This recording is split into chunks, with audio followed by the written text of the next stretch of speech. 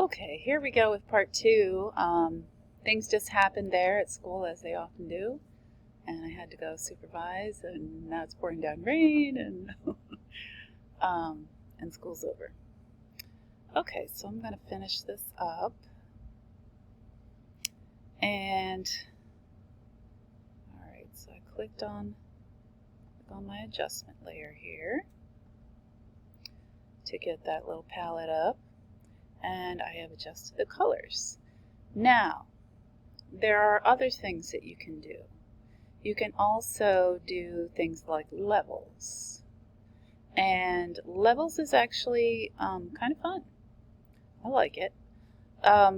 So in levels, this shows a picture of your histogram, and you can see it behind me up here as well. And that just shows where the most things are happening, I guess. So if this is the white end of the picture, there's no whites, no straight whites. And there's really no straight black either. So we've got it on kind of like the dark end, is where the most darker shades are here, or values. And so we can play with these things. One of the things that you can do is you can use these little droppers to set your black point. You can set your white point. You can set your gray point.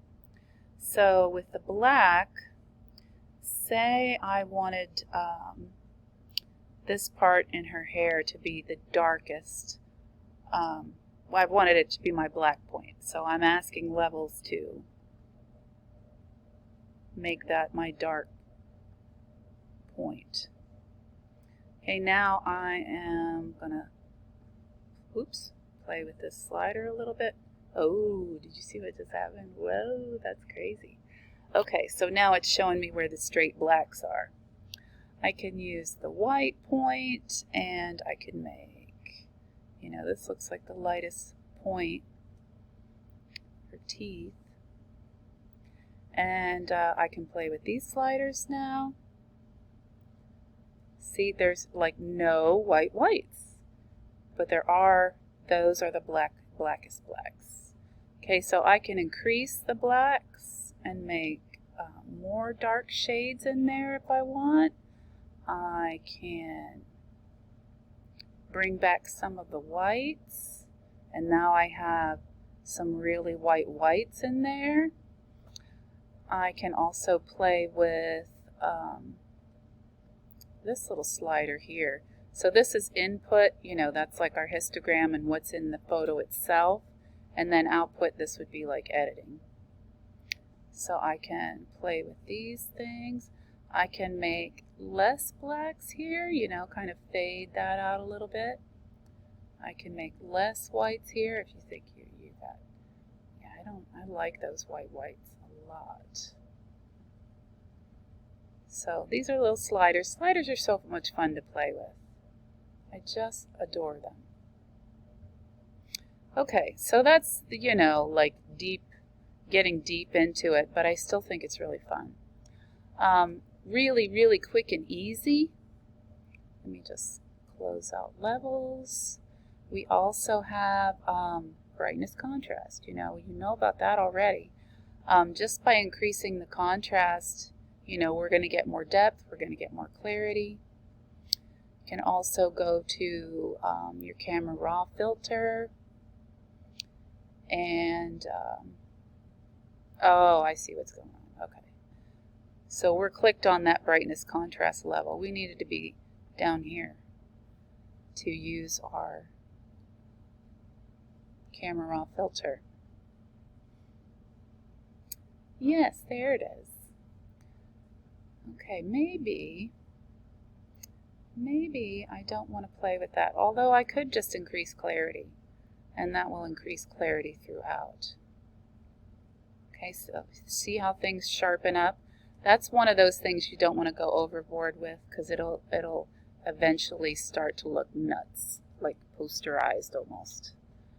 My one professor used to always recommend the number 9, but sometimes I go higher than that. Okay, so now we've got more clarity,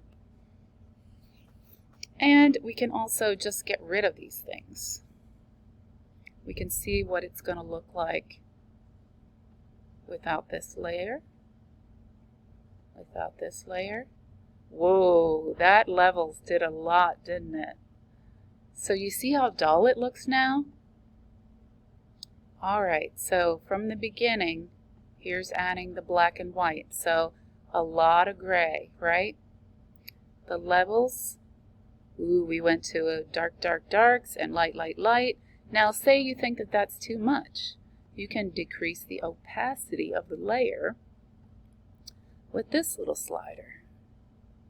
So remember that that is just a layer. Oh, I don't want to decrease that opacity. I just want to decrease the black and white, because that's the one that has the levels that are so strong. So maybe I could just adjust this a little bit. Ooh, you see how that's bringing in some of the color? Because now this layer is a little bit transparent. And I find that fun for this particular photo. It looks a little sepia. Oh my gosh, there's so many things you can do in here. So there's blending layers, you know. There's all kinds of things that you can do with all of these little buttons and menus, and it's just so fun. Another thing you can do is you can go up to Edit. You can undo, you can toggle. So kind of going back and forth with that. And then let's just look over here at our history, the history of the adjustments that we've made. Okay, so way down here, so I went back to this one. Do I want to go back to just this far? Do I want to go back this far? Do you see how I can go back to the beginning? Oh, wait a minute. Why isn't that working? You know what I hate? How every new version does different things.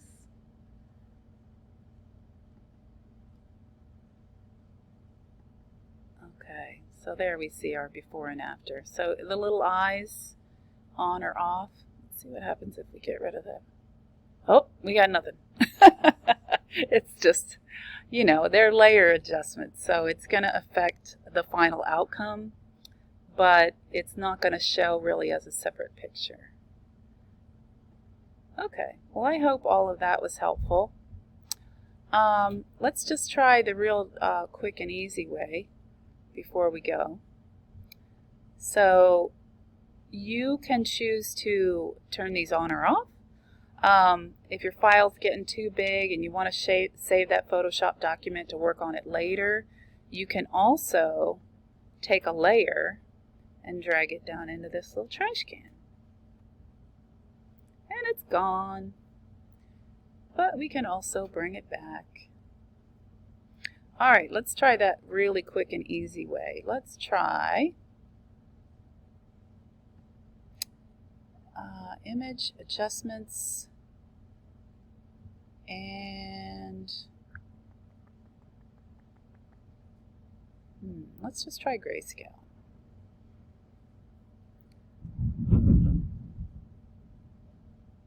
So it warns you a couple times because, you know, woo, danger. We don't want to get rid of it in the original. Okay, now just contrast. See, even just that little bit of playing around. So you can either get really specific with it and go crazy, or you can do those really short, easy, simple tricks.